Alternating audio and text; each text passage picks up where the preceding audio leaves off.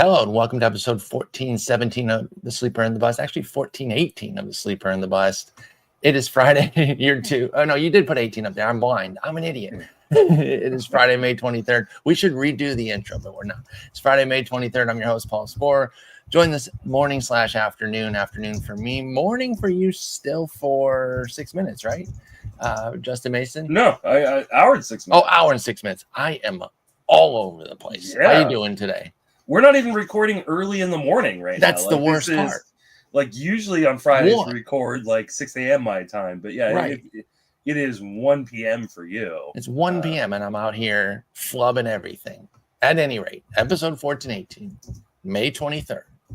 Okay. Afternoon for Paul, morning for Justin, and we're talking two steps. I went to the movies last night. I was up a little late. Went and saw Friendship, Tim Robinson, Paul Rudd. If you like Tim Robinson, delivers. And Paul Rudd. I mean, he's awesome. Yeah. I like Paul Rudd in just about everything. But if you like the Tim Robinson absurdist humor, cringe comedy, loud over the top craziness, delivers. So if you're I Think You Should Leave fan, absolutely see it. We were dying. Funny thing was, though, a little added bonus, little in theater comedy bonus. This dude passed out and was sawing logs, bro. Wow. His snoring was so loud. So you figure, how come no one woke him up, right? Like, how come whoever he came with, a partner, a friend, a family member, how come they didn't wake him up? So everything's clearing out and we're leaving. And, you can still kind of hear it. It's lower. It's more of a rumble now than the blatant snore.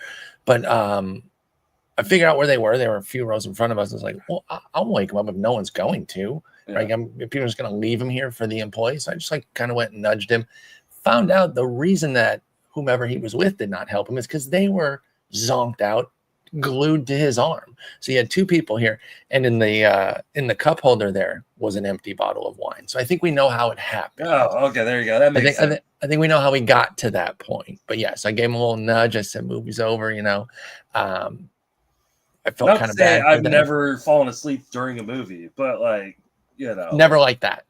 Yeah. Never like that. I will doze in and out. I don't mind even catching a little fiver where you're like conscious, but your eyes are closed. And it doesn't even mean for me personally, it doesn't even mean that like the movie's boring me or anything. It's just like, no, I'm in a dark room. Especially once you're a parent, I can only imagine. Yeah. Like you go see some really terrible movies. Right.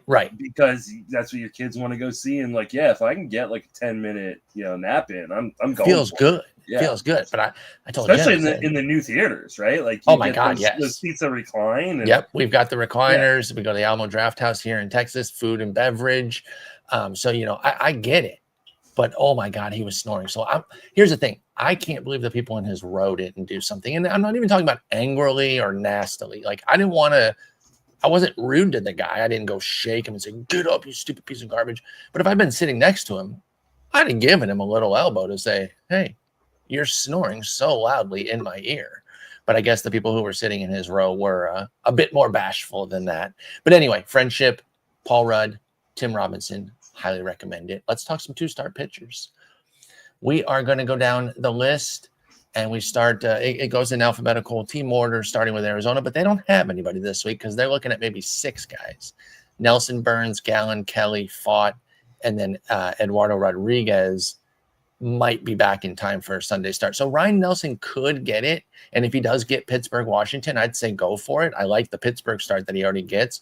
So Ryan Nelson's somebody who's probably going to be available in a decent number of leagues. Go for him for the 1 start, and you might get a 2-start bonus if Eduardo's not ready. So I just kind of want to throw a little aside to him. He's not slated for it, but Ryan Nelson could get it if Eduardo gets pushed. But let's start with our first official one, JP Sears. He goes to Houston and Toronto. That's a bit dicey for the Athletics. Now, the one thing about Athletic starters that maybe you get a little bit more love for them this year than recent years is, they're 22 and 26. They're still under 500, but they're a competent team. They can get you some dubs. And to that end, Sears himself is 4-4 with a 4 ERA flat and a 115 whip. Is there enough juice here that you would take him into Houston and Toronto?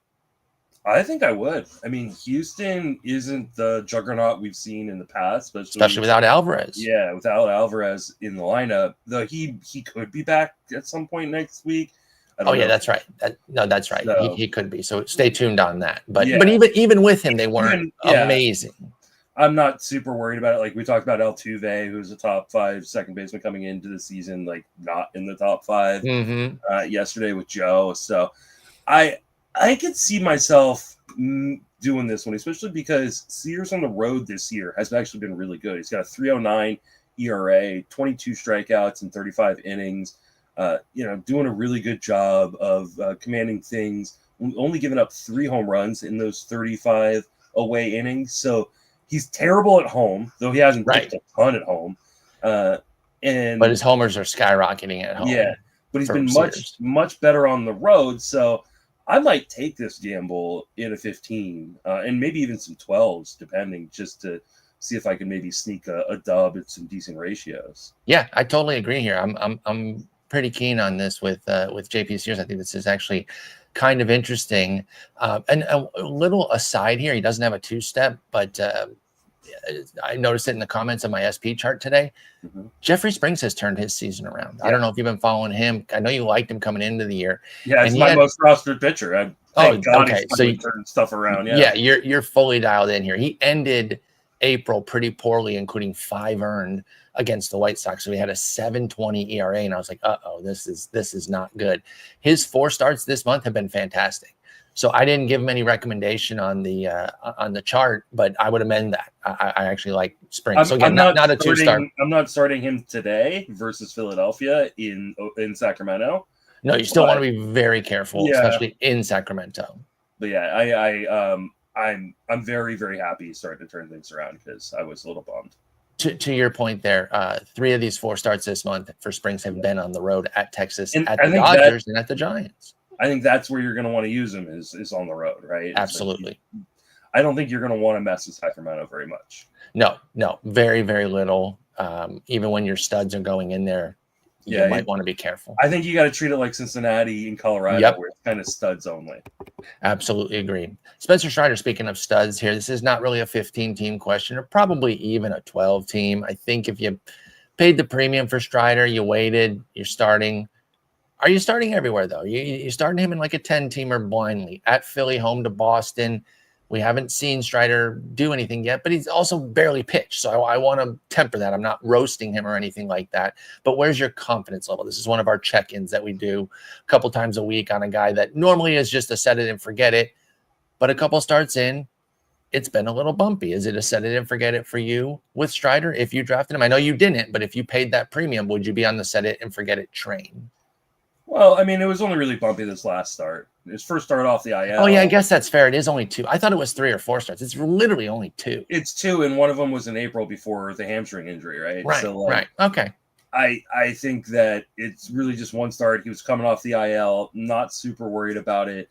I mean, is there a level of concern? Yeah, there's going to be a level of concern. But not an actionable one. But, yeah, you're starting him everywhere. Like, like when I do my 2-star write-up today, like, he'll be in the must-start. Like, okay, good. That's what I figured. I just want to make sure.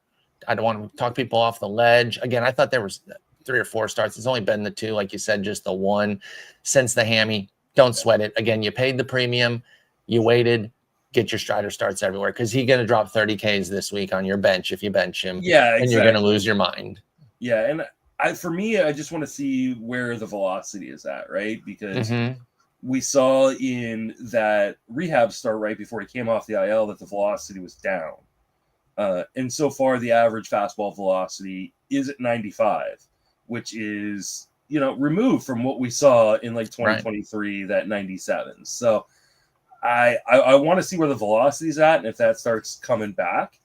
But ultimately, you drafted the dude really, really highly with the expectation that he was going to be leading your rotation, halfway through the season. We're at that point now. We're not halfway through the season, but we're at that point now where he is back. Like, he needs to be in your rotation rest of the way. I concur. You need to be getting your Strider starts. Or you need to be trading him. If you're if you are that concerned, then like find someone who's not concerned and go trade him. Yeah, you can definitely pull off that one as well. The folks in my chat, in my comments of my SP chart, like to call this next gentleman Saigano, Cy Young, Cy Young candidate Tomoyuki Sagano. He's got some big fans, and I'm usually kind of tough on him. You know, he couldn't strike me and you out. So he lives on that wire with a pretty thin strikeout to walk ratio, and it makes me nervous. You know, he's a big time control artist, but he has a 1.5 homer 9, and yet you look up and it's a 3.07 ERA and a 1.02 WHIP. So I think the commenters have a bit of a point, but I still get nervous. Now he's got the White Sox on the slate this week, so you got to feel great about that. It's St. Louis and the White Sox coming home to visit Sagano in Baltimore. But I'm more curious. I think this is an auto start in 15s, pretty easy in 12s, and maybe even worth considering in 10s. But I'm more curious on your overarching take, 10 starts in with Tomoyuki Sagano, and what we've seen him doing here as kind of like a peak Kyle Hendricks iteration here. Do you buy it? Are you nervous? Are you trying to get out from under? Where are you at on Sagano? I'm actually gonna go look something up real quick as I'm talking, because you know this really reminds me of a player that we saw come over from Korea not too long ago.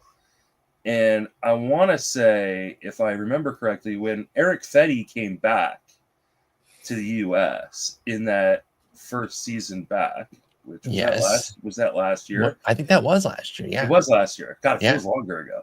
I know it does. He was great when he first came over, and then he had some bumps in the road, right? Like, and this definitely feels like Eric Fetty-ish. Now, I will say Eric Fetty was actually just great the whole year. So, could Sagano? Well, didn't his ERA go up a decent bit with St. Louis, or am I misremembering on that with Fetty? I think it must have. Yeah, it did. But I mean, he was still like, you know, like he finished September with a 2.38. Oh yeah, no, I got it here. So 3.11 with the White Sox, 3.72 with St. Louis for Fetty. So he was still pretty good. Yeah, it's still pretty good, right? That's still fine. But key difference. Nearly 2x the strikeouts. Yeah. 7.8 to 4.2 or something for Sagano. 4.9. So not quite double, but like a pretty significant edge there for Fetty. So is he like a Fetty light? And if so, where does the ERA regress to? Do you look at a 4.82 FIP, and how much leeway do you give Sagano there? I mean, not to just throw out another comp, this definitely feels like a T-Move version of like prime Kyle Hendricks, right? Like that's what I said. Yeah, that's what I was going with. Like that's who he gives me the vibe of. But I was always so scared of Hendricks. And like he's definitely not. Sagano definitely does not have like the pinpoint accuracy. He has the control, not the command. Because when Kyle Hendricks was on, he wasn't a 1.5 home run machine the way Sagano is right now. Yeah, like I feel like, and I'm looking it up right now as we talk, but like I feel like even I guess Hendricks' control wasn't any better than Sagano's has been, but Hendricks did get strikeouts. Like Hendricks, like they weren't great strikeouts. But he was like a 20% strikeout rate guy, early on in his career. This feels like a high wire app that's gone. Right. That's what I'm so scared of, dude. 14% K rate. The ball lives in play for Sagano. Yeah. Which is kind of crazy because like he's not super aggressive, as a pitcher necessarily. Like he's got a 60% first pitch strike rate. Like he's got a 50% zone rate. Like he attacks them, but it's not like crazy. He's not, but he allows way too much contact. I think this is going to fall apart at some point. You look at the ERA estimators, and they're all like 4.3, 4.8. They're 4, nervous. 4. Like it's like this is going to come crashing back to earth. And I think as things start to heat up in Baltimore over the summer, we're going to see problems, especially with that home run rate. But until we do, this is kind of the in-season argument that we were having yesterday about kind of like, or not argument, but discussion we were having about Freddie Freeman yesterday. It's like, do you want to jump off a year early with Sagano? Do you want to jump off a start early? Maybe it's after this two-step because Sagano gets St. Louis and the White Sox. Obviously, you don't want to miss that White Sox start, but then he goes to the Athletics. We just talked about going out to Sacramento is scary. Maybe that's where the regression starts up. Yeah, I think you have to roll with him here. Like, I think so too. With how good he's been. But like, I think the first sign of trouble, and I'm out. And I have this situation like a dynasty league where I'm not really competitive. Like, I'm not going to win because the like two teams at the top are really, really good. But like, I'm a top 5 or 6 team in this league, right? And I drafted Sagano super late in the rookie draft because nobody wanted an old guy coming over. And True. I've just been kind of rolling with him. And I like every week I'm going like, should I really be putting him in my lineup? And I have. Working. It keeps working. At some point, he will get dropped from that team. It's just a matter of when. But I think like this week for sure, you have to start him and then kind of reassess week to week. He's got, you said Chicago, and then or St. Louis, and then Chicago, and then next week he's going to be at the Athletics. Yes. That's one I am not touching. I don't want to start that one, but then he's back home against the Angels after that. I was just about to say, like, he's going on my bench. I'm not dropping him because I'm going to start him against the Angels. Right. So, but then back to Tampa Bay after that. So after this 2-step, 2 of his next 3 for Sagano are homer havens where you could start to see that regression, but you can dodge it.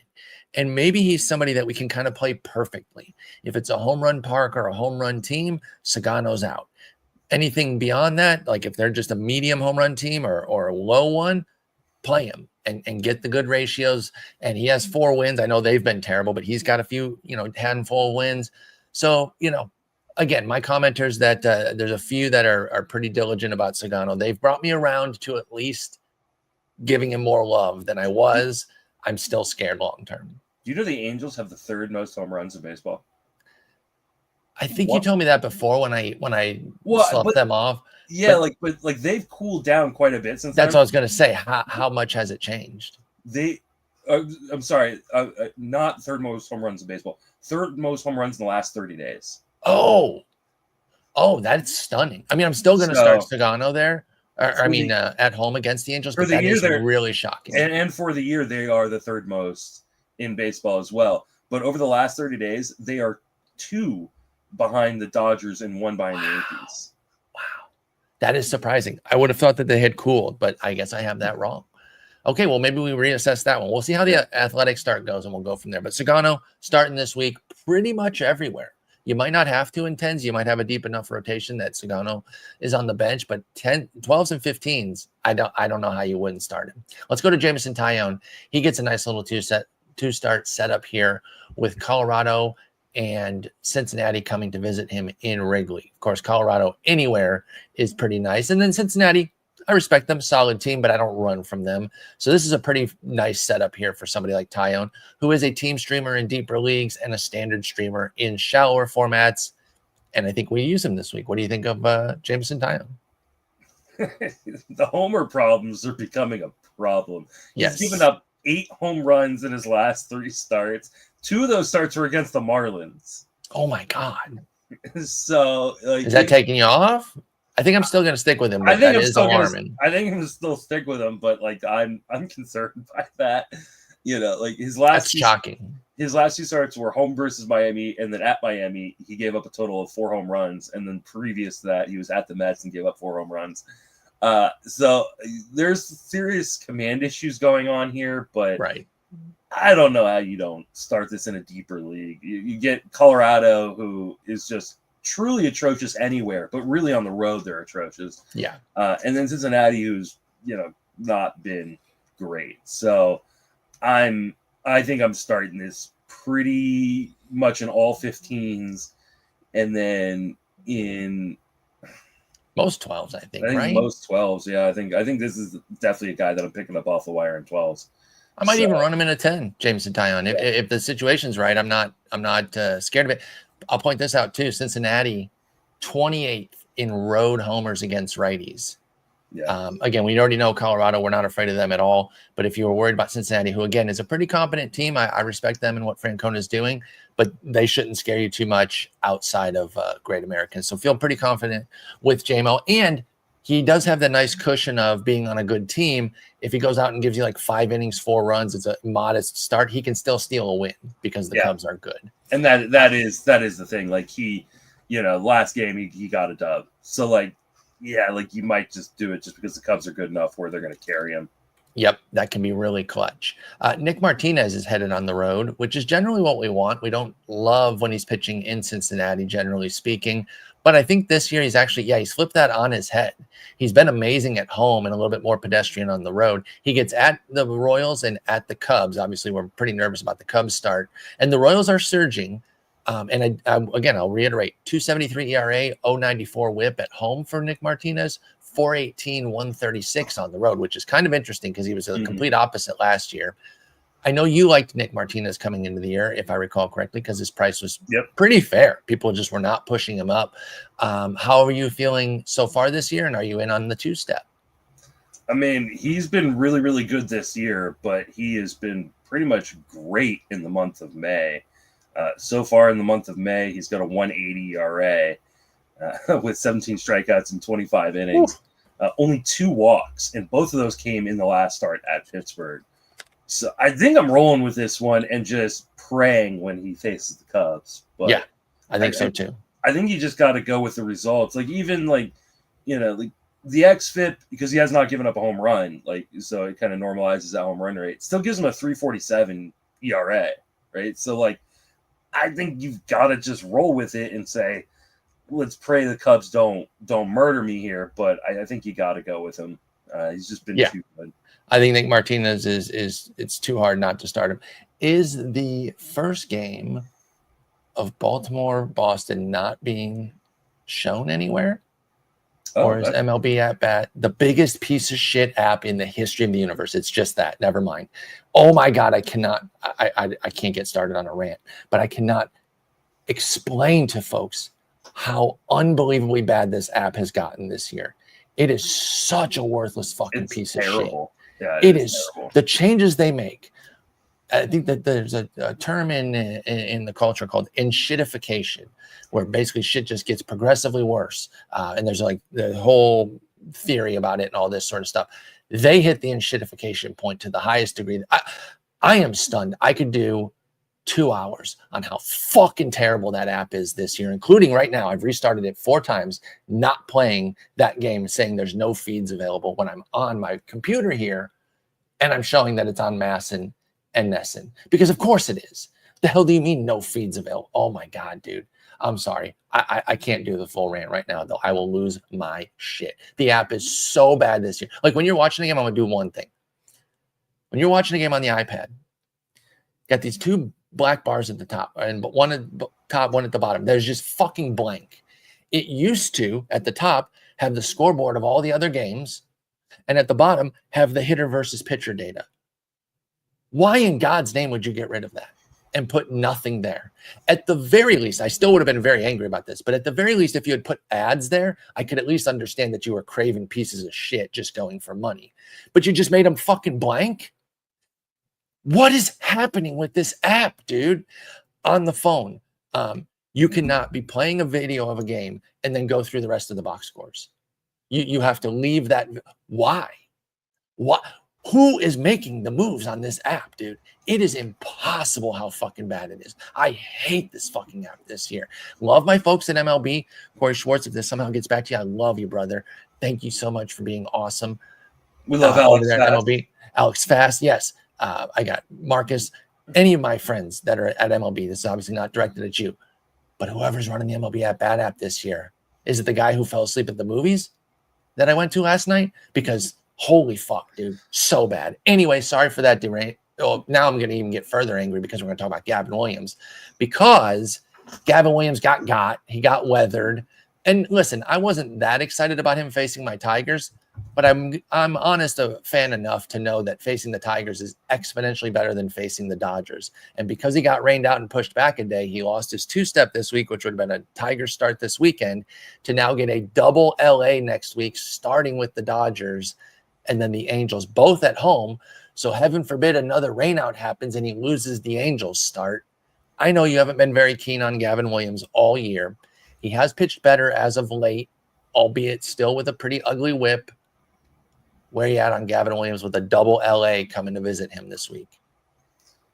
Well, I mean, here's the thing. Like, let's shout out your Tigers. They're third in WRC plus of the last. Still pretty scary. Yeah. Yeah, they've been really good. The problem for Gavin Williams is he's going to go to the Dodgers, who's the number 1 team in WRC Exactly. plus of the last month. So I don't know that I want to mess with this one, especially because you know what's going to happen. You already kind of alluded to it. It's going to he's going to get murked by the Dodgers, and then something will happen. He'll get pushed back, weather or whatever. And do you know what that would push him to? Oh, God. At the Yankees, the beginning of the following week. The number 2 team in WRC. Right. So we're going to get Reynaldo Lopez here, where he keeps missing out on his 2-step, and it just keeps getting worse. So again, everyone knows I'm in the bag for Gavin Williams. I love him. I was kind of using this 2-step this week as like a big litmus test. He passed the first one. He was great at Minnesota. 6 innings, 1 run, 6 Ks, 2 walks, 2 hits. That was great. Pretty good the start before that. Not bad against Philly with 5 scoreless, but there were 4 walks. So I don't want to give him like full marks for that one. I'm still starting him in a 15. Gavin Williams, I am scared shitless that I'm going to lose the Angels start, though, because of weather, just randomly. Yeah. I don't even know what the weather looks like in Cleveland next week. I'm still scared, though. But I am going to run him in 15s. I wouldn't. Honestly, I mean, I understand. It really depends on your options, but right. And I don't have. I've got too many guys on the IL personally for my personal options. Yeah, I mean, the problem with Williams is like the stuff is good. I think we always know that. That he has a 90 location plus. That's been the problem. Yep. And watching him, you see every bit of that 90. Like with the inconsistency, batter to batter, inning to inning. It's the second worst in baseball. Taj Bradley's the only person with worse location. Another guy I love. Yeah. So like I especially now because we're talking about like the Angels, like let's say he gets an Angels start. The Angels hit home runs. Like you said, yeah. And so he walks many guys and gives up home runs. Like he has no command or control right now. I don't want to start this unless I have to. Like this, unless I'm in a situation like you said where like I am just too beat up to not in a 15. I'm not starting Gavin Williams. I think that's fair because again, check the Cleveland weather if you really want to see what it's like. But my biggest fear is that he doesn't even get the Angels start, which, as Justin outlined, might not even be perfect because they can hit a few bombs off you. So I'm still in on Gavin. I will say this: if you aren't starting him, I still wouldn't cut him. I would still hold and see where he's going, though. Here you go. You ready? Yes. Cleveland has rain scheduled from Tuesday through Saturday. Nah, it's happening. It's happening. He ain't getting the 2-step. Don't do it. Just don't do it. Honestly, I think I am going to pivot then. Yeah, I would rather start a reliever. Like I really because I can't just eat Dodgers. You're gonna get murked by the Dodgers. Because it's Monday, right? Like you're gonna get murked on Monday. So you get the Dodgers start right away and Yamamoto, so it's gonna be difficult to even get a win. And then Tuesday or Wednesday is gonna get rained out. It's not gonna get made up. Well, no, it could get no, because Dodgers have to get out of town to go somewhere. So right, they got to go to the Yankees. So, or no, they got to go back home. So yeah, they're for sure not going to make it up right then. And then he's going to get pushed back, and you're not going to get the Angels start. So yeah, nope.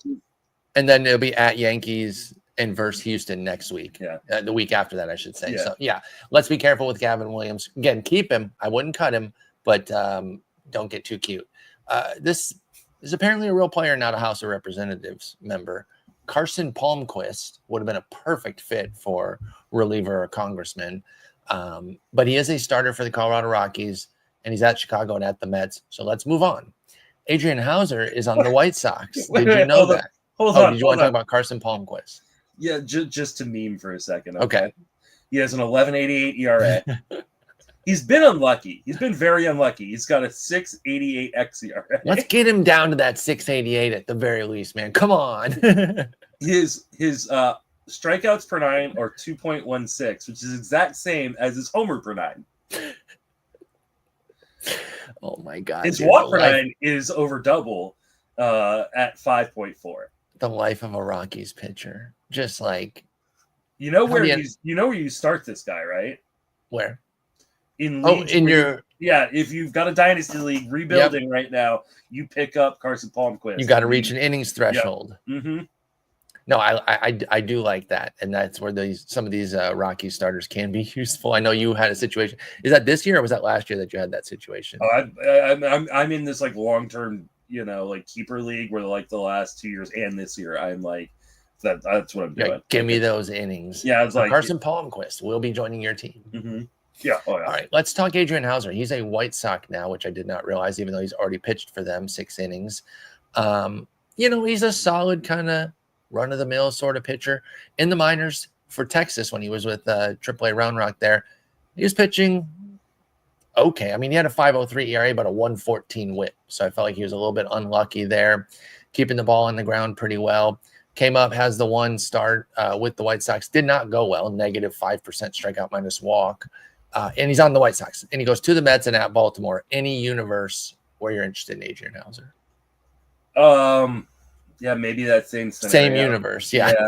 So I he's gonna pitch. So like AL only. Yes.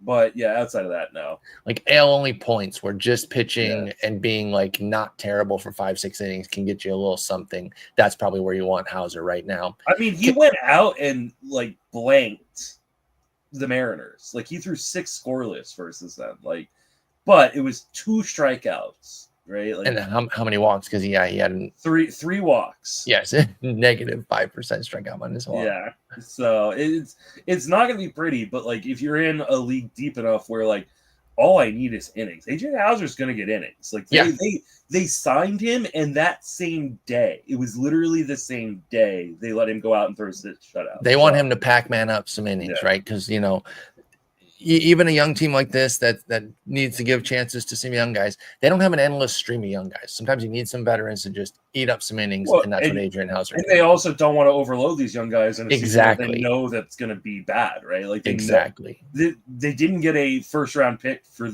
or a top-tier, top 10 pick. A top 10 pick, brutal. Because off of their 116. So like they need to lose, but they need to like also like save their young guys for the future.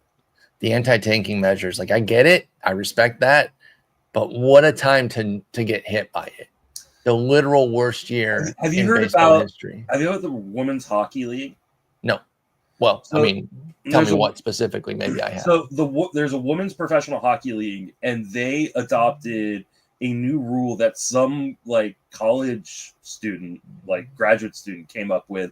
Like said, hey, this is the best way to do like anti-draft tanking, right? Like so how it works is once you are eliminated, you start accruing points based on wins. So you try to stay engaged even after you're eliminated. Yes. And so, but because bad teams are going to be eliminated first, they get a head start, right? Right. So it kind of prevents teams from doing this bottom of the barrel thing where they're just going to be truly atrocious. Yeah. I love that idea. No, that's fantastic. Because what MLB has now, like I understand why they did it. It's actually terrible. This is going to make rebuilding for really terrible teams like really, really hard because you're only going to get a top 10 pick every other year. Right. And that's bad. That's really, really bad because you're now allowing middle of the road teams that barely miss the playoffs to get a top 10 pick when they miss the playoffs. Yep. Like so it's going to strengthen them. Yeah. I mean, I love this idea. It's that's a really cool idea. Like that. I do like stuff that tries to keep teams engaged, whether it's like a fantasy situation or a real life situation. So that is a clever way of doing it to try to keep teams engaged. Let's get back on track here, and we are over to Cater Montero. Now, it doesn't show him as an opener, so I think he's going to be a traditional starter here, and they've got him pretty stretched out for the Tigers, but he's kind of your classic 5th starter here. Actually, he might get an opener himself. That's what it would be. Is in his last 2 starts, he came in after an opener against Boston and against St. Louis, and he wasn't great in either. In fact, gave up 8 earned in 9 innings there. But the start before that was 8 innings, 1 run at Colorado. Just to give you an idea of how easy it is to pitch against them, even in Colorado. But Cater Montero, again, kind of your classic 5th starter type. He gets the Giants and then a trip to Kansas City. Any interest there if you're like wins chasing or anything for Cater Montero on the Tigers? No. Yeah, even as a Tigers fan, I can't really muster a ton of pushback on you and say, no, what about the, it's, again, win chasing's the best I could do. I mean, other than he's had 6 appearances this year, right? 4 starts, 2 relief appearances. But those 2 relief appearances were when they brought in an opener for him. He's only gone. He's only gone 5 innings in half of those. So like, if they announced opener, would you? If we knew on Sunday night, Monday morning, would that give you any Montero love? I still don't want it. In the two appearances where he's had an opener, he's an 8 ERA. Yeah, it's those last two where he still gave up the 8 earned. No, I think that's fair. I think that's totally fair. And worth pointing out, KC surging. You know, they started the year horribly. They looked really bad. They are 5th in WOBA against righties over the last 30 days. And your Giants are just a pretty competent team in general. So it's not an easy slate there for Kader Montero. So I don't even know if wins chasing.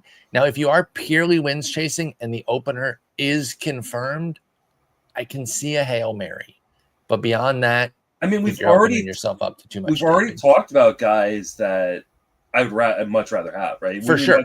Like Tyon and Martinez and JP Sears. Like those guys are available in 10s and 12s.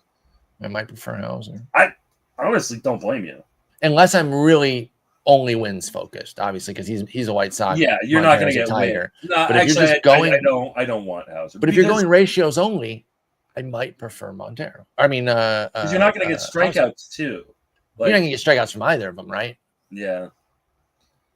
So, you know, again, we're comparing Montero and Hauser. We're in a very niche zone right here when we're comparing these two. Let's go to Michael Lorenzen because they'll face Central Hauser. Only league. Right. That booming industry of AL Central only leagues. Lorenzen gets 2 former teams of his coming to visit in KC, Cincinnati and the Tigers. And he's been his usual self. I consider him like an AL Jameson Tyon. And what I said of Tyon was 15s and 12s, team streamer, 10s, standard streamer. That's where I'm at with Lorenzen, and I have the same outlook on him. I'm using him this week. I mean, this is the kind of setup that you use a Lorenzen type for a 2-step at home, and you see where it goes. Like, it's not flashy, but he's a competent guy. So 15s and 12s, definitely in. 10s, he's on the table for Lorenzen. What about you? I think 15s, yeah. 12s, maybe. 10s, probably not. There's just not enough strikeout upside of it. Yeah, I mean, when I say on the table, other guys like. There's too many other guys that are going to be available. Again, rather have Sears, rather have Martinez, rather have Sagano. I think you're right that Sagano's close for me. Sagano's that one's close. I mean, he's been really good. Yeah. He's been really good. I cannot deny that with Sagano. That one's close for me. I think I'm taking Sagano there.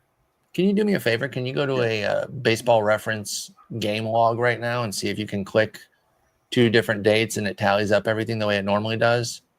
Oh, I never used baseball reference, so I have no idea what it. Okay, so just go to any player's game log and click on one date and then another date, 10 games at whatever, 5 to 10 games after that, and it should tabulate the sum of all that. I want to know if the functionality is broken on their side or something on my end. Meanwhile, I will set up Jack Kahanowitz coming up next against the Yankees at home and then at Cleveland. And this is another one of those, couldn't strike Justin and I out type guys. And I don't think he has the upside of the other guys that we've talked about like that. He's got a 4.86 ERA and a 1.57 win. I think it's something on their end because it's not working. Okay, I'm gonna message them then because I use that feature a lot. I use different sites for different things, and I like their game logs a little bit better than ours. I know you're a company man. I know you are, and that's why you're better than me. But I like their game logs a little bit better.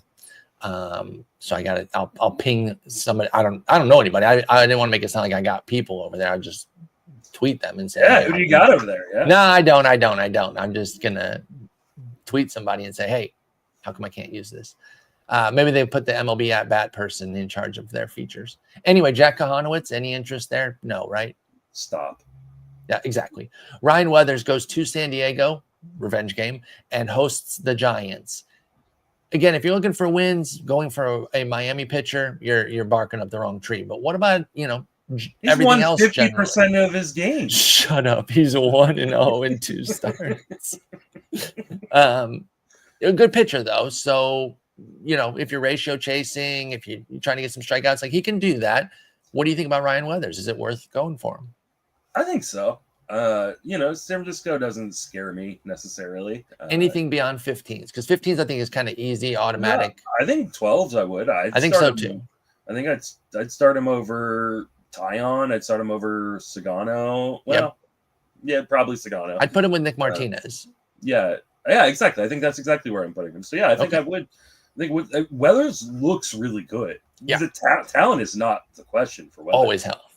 And so for me, it's almost imperative that I do start Ryan Weathers while you can. Well, I can, because I mean, he's never thrown more than 94 innings at the major league level in a single season. So why would you have him to skip a 2-start? Yeah, I'm using him every start out if I've got him until he falls apart, which you will, I'm sure. No, hopefully not. I hope I'm wrong. I really like watching him, but I know you're not rooting for it. You're just I don't draft him, and I didn't spend $300 in fab on him because I don't want a guy who's only going to throw me 70 more innings. So yeah, I couldn't do that, especially on a team that, again, wins are going to be difficult to come by. Yeah. Ryan Yarbrough is on the Yankees, for those that don't know, and he gets the LA double dip as well that Gavin Williams gets, but he gets it in reverse and on the road. So he's going to the Angels and to the Dodgers is Ryan Yarbrough with the Yankees. 3.38 ERA, 116 whip. He's been pretty nice. Now, most of that's out of the bullpen, but he does have 3 starts. Are we seeing anything out of Ryan Yarbrough that could get us intrigued? I mean, not against the Dodgers. Like for this week, like I'm not doing it. But he gets Boston twice in a row the next 2 weeks after that. So it's like, if you're not using him this week, it's hard to find an avenue then. He has been really, really good over the last 3 starts, since he's kind of become a rotation guy. He's even going 5 innings the last 2. So I just have a really, really hard time believing that Yarbrough is going to be effective, especially against tougher competition. And it's the Dodgers, like it's just so scary. And even just like, I know he's a lefty and that helps things in that park, but I still don't trust him. Like I just don't. Like, dude is, what is he, 35? 33. 33, yeah. Sorry. Yarbrough or Gavin Williams, both getting the double LA dip. Oh, I'll take Williams. I figured, just because more pure talent, right? Yeah. What about Yarbrough or Adrian Hauser? Yarbrough. Because at least you get the Yankees behind you, right? Right, exactly. So your win opportunities aren't too bad for Yarbrough. What about Yarbrough versus? I think you're probably firmly Sagano, but I'll say Sagano. What about Sagano? Okay, I thought so. Okay, so I think we kind of know where he's at. He's behind the Lorenz and Martinez duo, yeah? Yarbrough yeah. Okay. I think so. And ahead of Montero, Hauser, Kahanowitz. Okay, I think we've got him placed then. I will say, though, well, he's going to LA, so it's not like it doesn't rain in LA. Right. So that end of not going to get put. The only way he would get pushed out of the Dodgers start is if somebody returned and took the spot, which again you probably wouldn't be upset about. No, I don't either. All right, then moving on from Ryan Yarbrough, we go to Ranger Suarez, who hosts Atlanta and Milwaukee for the Phillies. How are we feeling about Ranger right now? What's he been up to lately? I haven't checked in on him in a bit. Well, he came back from the IL, and I mean he's been kind of Ranger Suarez-ish, which is a guy who's gonna usually deliver a halfway decent ERA and not a great whip, but the whip's actually been 119. So for him, that's great. He's got a 23% strikeout rate and a 7% walk rate. So you're kind of liking that. I mean, I think he is who he always has been. Yep. And Atlanta is, it's a good team on paper, but it has not actually been very good this year. I think they're better versus lefties, but still not a team that has been world beating. Let's look. Let's see if they are better. I think for the season, they're all right. Maybe last 30, they're more middling, if I'm remembering right. And then Milwaukee 82 WRC plus against left-handed pitching this year. For the full year? Yeah, for the full year. Maybe I'm conflating it with verse right for Atlanta. Then my bad.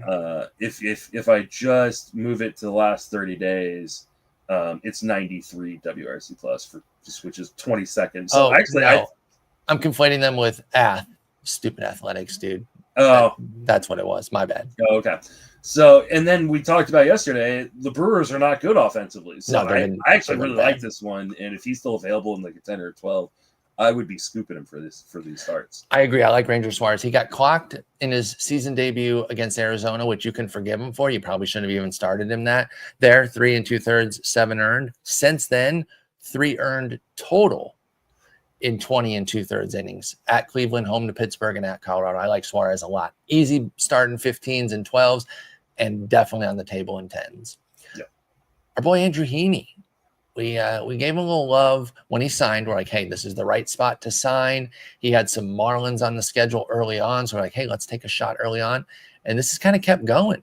2.91 ERA, 113 whip. Now, the crazy thing is it's not the normal Heaney skills. And I wonder if maybe to get the homers down, it's at 0.8, which is awesome for him.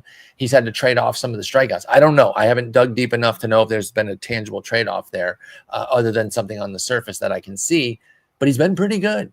Problem is, he got a West Coast swing that scared the piss out of you. At Arizona, at San Diego. Can you get there anywhere with Heaney? And if so, where? I mean, at what point do you just go, I don't believe this? But this is Sagano, right? Like, I don't believe this. But I think you have to kind of keep rolling with it for right now. I mean, what he's doing is allowing contact and getting ground balls. I have an even better comp in terms of like one where you're like, how does this keep working? But I'm going to keep going with it. Griffin Canning. Yeah. Has like a 2-something ERA and a 4-something expected ERA and just went through a gauntlet, dude. St. Louis, Philly, Washington, Arizona, Cubs, Yankees, and came out the other end with 6 earned runs. Yeah. And so, I think he's been pitching better than Canning has, but it's that same sort of vibe of like a veteran who you're like, I know who this guy is. I have a little bit of trust issues, but am I really going to bench Heaney in a 15-teamer right now? No, I think you have to roll with him. Honestly, I think you might roll with him in a 12 too. I think you can at least consider it. Yeah, I think you got to. It scares the crap out of me, and it pisses me off to no end that he's like being pitching 10 well. Years.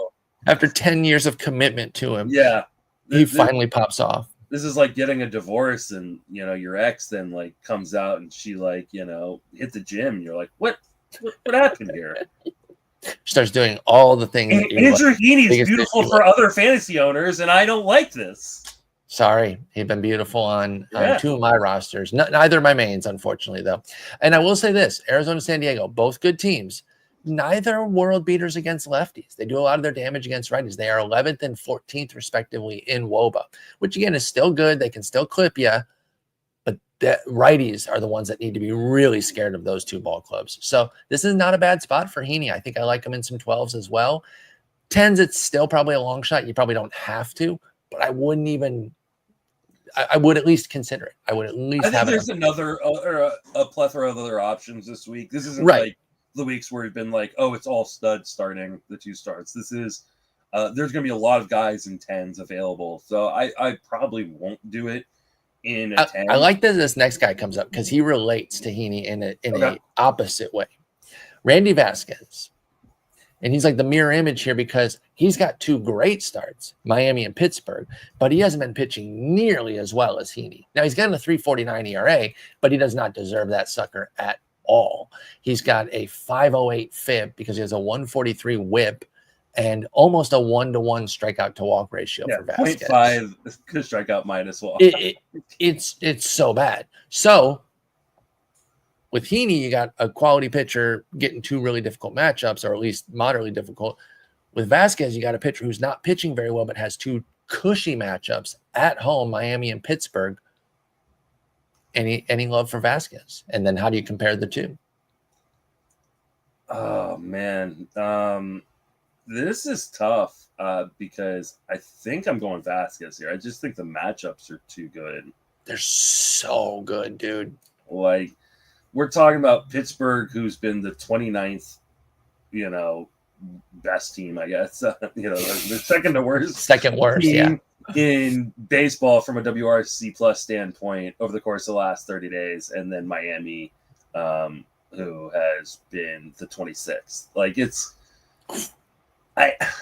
I think I have to just go with the matchups because I mean this thing. So years ago, when we were at First Pitch Arizona, I did a panel with Derek Carty, who's just a fantastic DFS guy and projections guy. And I think it was Eric Samolsky was the other one on the panel. And we were talking about streaming pitchers. And we, after doing all our research for that panel, we all came to the exact same conclusion independently, which was it is more about the matchups than it is about the pitcher. When you're talking about guys who are not like a, SP 1, 2, 3, or even 4, it's always about the matchups. You want to attack matchups. And this is why, like when I do the starting pitching streamers, like at the end of the Roto write-up, like I'm almost always attacking matchups. Unless there's just someone who's criminally under rostered. So I think for me, like I'm taking Vasquez and I'm taking these matchups and I'm running to the bank. Yeah, I think you're making a compelling case here because these matchups are just so good, and the team support, right? This is the kind of team that gives you some good support. That I think we go with Vasquez. And listen, this is actually very, important to me directly. If I can make it about myself, you should always make it about yourself, like a selfish little asshole. I am wins chasing heavily. And I'm almost hitting that danger zone of if I fall too far behind, it's going to be really difficult to catch up. This is the exact kind of guy I want to play, and he is available. So if anyone in my main event is listening, Greg Jewett, leave him alone. Okay, stop outbidding me on guys. I don't like that. Stop being good. Okay, Greg Jewett, cut it out. We get it. You're awesome. I love you. But stop taking my guys. But yeah, Vasquez is the exact kind of guy I'm going to go for because I might take a ratio hit. He might pitch to a 5 ERA, but he could still get 2 wins from that. That would not even be that surprising. He's won 2 of his last 3. I mean, so I think you got to go with it. He could just back into them. It can't be worse than the 2-step I took this week, which didn't even happen all the way. JT again for 2 gets crushed in his first and then heads back on the IL. Whoops. Yeah. So that was tough. Anyway, next up, Hayden Birdsong. Ooh, has he been generating some buzz in the community? Did you read Jeff's article by chance? I have not. He absolutely blasted the Birdsong bidders in typical Jeff style. Basically, like, oh, really? What the hell were you thinking with that? Oh, I mean, he didn't call it anybody title. Like specifically. Yeah, it was great title. Overpaying for a bird in a song. That is an 80 grade title right there. And then basically just went in and was like, why are we bidding $130 to $220 for a guy who isn't that good? Then Nick Pollock on his YouTube page, Pitcher List YouTube page, did a breakdown where he tapping the brakes as well and saying, like, let's not get too crazy here with Hayden Birdsong. So a couple prominent analysts who absolutely know their stuff saying, be careful here.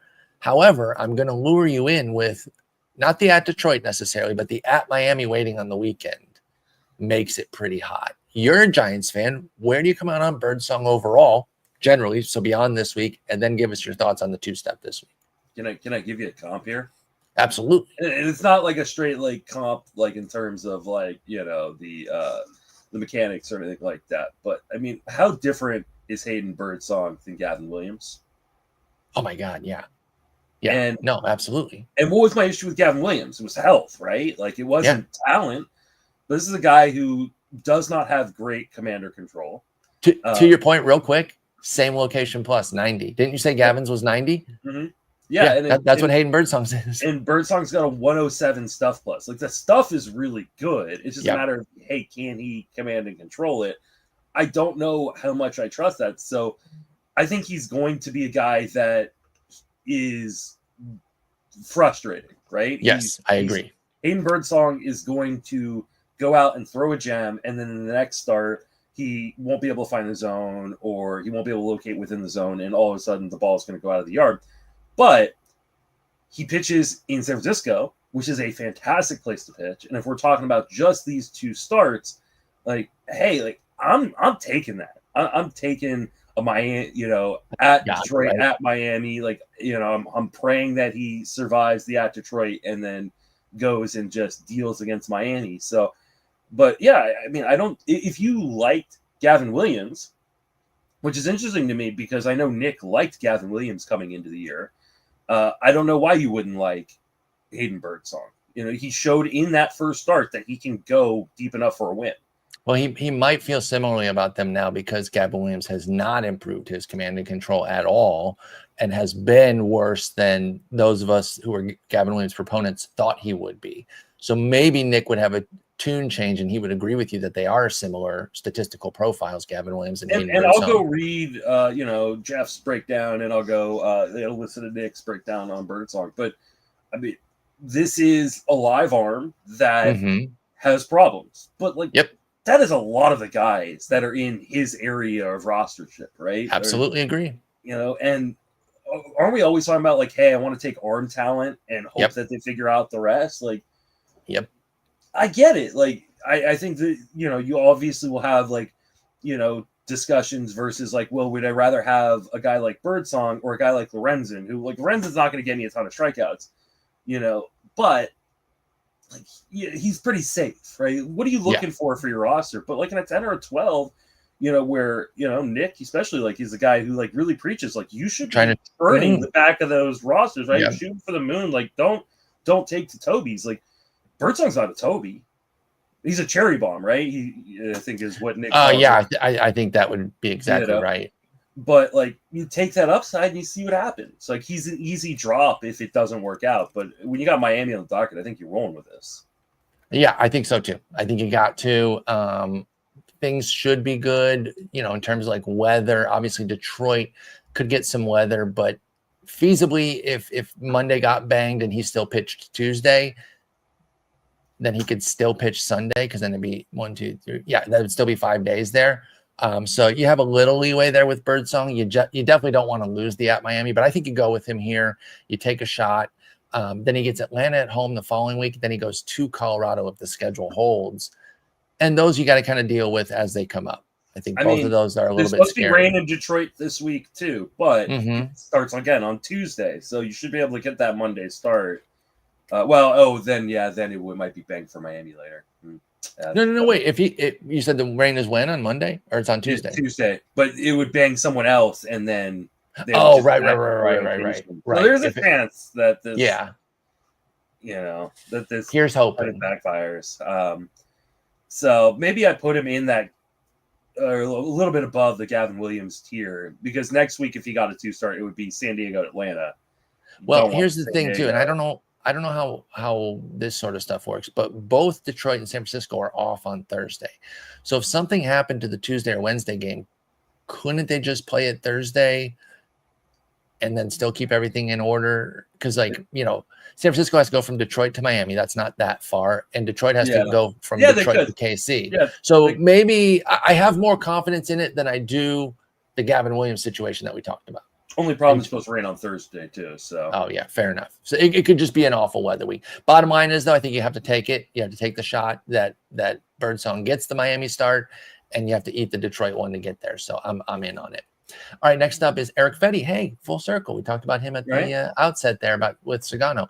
He is at Baltimore, his former teammates, and then at Texas. He's been pitching a lot better of late, kind of sneakily. And he's in that Michael Lorenzen, Jameson Taillon type class for me as well. Not as good as last time out against the Tigers, but the 2 starts before that was 14 2/3 scoreless at Washington and at Philly. Where are you at on Eric Fetty these days? And do you like him at Baltimore, at Texas in 15s and 12s? I doubt you're going to start him in 10s. Fetty is one of those guys where, the underlying numbers are scary, but he kind of outpitches those. He just gets the job done. Yeah, he's got a 107 location plus. He is the inverse of Gavin Williams, Hayden Birdsong, right? Yep. They have the really high stuff plus and the terrible location plus, and Fetty has terrible stuff plus, but amazing location plus. I think I roll with this one largely because the Rangers are terrible. They're so bad. They're so bad offensively. So Baltimore, they're good offense, but it's in Baltimore, which is still a decent place to pitch. So I think I'm rolling with this in 15s for sure, and some 12s, probably not 10s. I just don't think there's enough strikeout upside. And while the Cardinals have been decent. I don't think they're good. No, No, they're pretty good. I was pretty going to push good. back on you on that. You got there on your own. But yeah, I think they're pretty good. Yeah, actually, so I might just roll with this in 12s and 15s, and then kind of pick my spots in 10s. I think there are enough other options in 10s where I'm probably not rolling. Right, because Sagano, Freudian slip there. Because Fetty does not miss a lot of bats, 10s you're probably still skipping, but 12s and deeper, Yeah, I think because Fetty's on the table. Speaking of Sagano, like, who are you starting, Sagano or Fetty this week? I think I'm starting. I think I'm going Fetty. I've been such a Sagano hater. Are they going up against each other? Because that might be the most boring game ever. I hope so. Let me see. Baltimore. Of course, I was at the bottom of the page. Yes, they are on Monday. Memorial Day, baby. The fireworks will be kicking with Sagano and Fetty when they pitch 16 combined innings with 4 combined strikeouts. Do a moment of silence the entire game. It's so boring. All right, Zach Littell's up next, and he and Taj Bradley both get Minnesota and at Houston, a full week for Tampa Bay.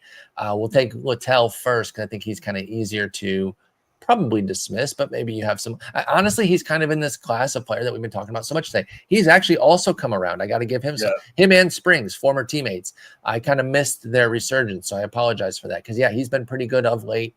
Back to being Zach Littell. And 1 home, 1 away. We don't like Tampa Bay pitchers at home anymore. It's very scary. The away is at Houston, though, which can be a homer haven for right-handers. And that's been the issue with Littell, 2.1 homers. So I'm not going to completely dismiss him the way I suggested at the outset here, but it probably is 15s only for me with Littell. What about you? Yeah. Actually, just looking at it, like, Minnesota and Houston have been really good offensively recently. Yeah. 5th and 6th team over the last 30 days. So, yeah, I think I'm skipping this. Yeah, I think you really want to be careful. I know Littell's been great in May, 3.20 ERA, but this feels like a trap game. Yeah, I think you got to be careful. It's on the table for me in 15s, but I'm looking for ways to not do it. Yeah. If I'm being 100% honest. And then what about Bradley? Obviously pitches quite a bit differently than his teammate here. He's been frustrating. You talked about how he is tied with Gavin Williams, or the only one worse than Gavin Williams in location plus. So we know it's going to be harrowing. Is there enough juice here to start with Taj Bradley? I don't think so. The command and control has been so bad, and you're not even getting rough. You're not even getting the strikeouts that you were getting last year. He's dropped from a 26.5% strikeout guy down to a 20% strikeout guy, while the walks have gone up. The WHIP is 131, and you're talking about 1 game at home, 1 on the road against 2 teams that are kind of hot offensively right now. So I don't think I want to start. I mean, in 15 you're probably having to. But in 10s and 12s where you have options, I think we've talked about way too many guys that I think I'd rather start over Taj Bradley this week. Totally agree. And I say that I mentioned when we were talking about Gavin Williams, I love Taj. I'm rooting for him. He's coming off a great start against Houston. But outside of 15s, I think there's just too many more options that I'm going to feel more comfortable with. So I am going to start him in those 15s. But beyond that, I'd rather not. Who could have predicted Bowden Francis falling apart besides literally everybody? I'm sorry. That one really wasn't hard, and it's early. He could come around, and you can play this clip in September if he pops off and say, you victory lapped too early. But I just was so scared of a guy who basically just rode the BABIP last year. 211 BABIP, but a 1.5 homer 9, and a solid but unspectacular 17% strikeout minus walk. And the reason that it was solid but unspectacular is because it only came with a 23% K rate. So he was doing it mostly on the control. Well, he gave back a little bit on the control this year. His walk rate went from 5 to 7%. Meanwhile, the strikeouts came down to 18%. So he's only got an 11% strikeout minus walk rate right now. Bowden Francis does. Percent. I'm saying too many numbers. I'm sorry. BABIP's back up to 278. Home run rate is off the charts. I can't find any reason to be excited with Bowden Francis here. I'm not even sure he should be rostered in leagues, let alone starting him. At Texas, home to the Athletics. Am I wrong about Bowden Francis? I mean, you're not, But I don't know that it is a matter of the Babbitt came back around, to kind of do what it needed to do, or that like he was surviving just on the location. Like his stuff has really dropped off this year. Mm-hmm. He went from a guy with a 99 stuff plus last year to 93 this year. That's a big difference. And he's also 6 points is a big deal. He's also had a pitch mix change where he, like he's always been kind of a very fastball splitter heavy guy. But he's even like leaned into that more, and it's not working. It's made him virtually a 2-pitch pitcher that is super predictable. Mm-hmm. And so you add in the fact like the stuff is just not as good this year, and he's sequencing terribly. Like this is terrible game management, and I don't know if this is an organizational issue or maybe he just doesn't trust his other pitches, like his breaking stuff. But yeah, like there isn't anything here where I'm going like, yeah, I want Bowden Francis. And I was one of the people like that was totally fine with Francis, like as a guy that I'm okay drafting, but I'm not seeing anything here that we saw last year. No. Yes, I know he got lucky, but there was also some skills behind that luck in terms of sequencing well, inducing a lot of weak contact, letting your defense pick you up, which I felt like, hey, I think he can repeat some of this. He wasn't going to repeat all of it, obviously, but all that stuff that he could have repeated has not carried over.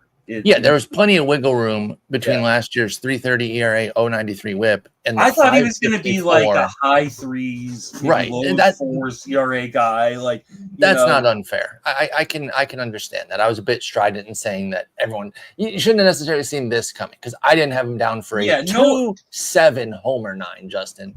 This feels a lot like, and obviously completely different pitcher, completely different track record.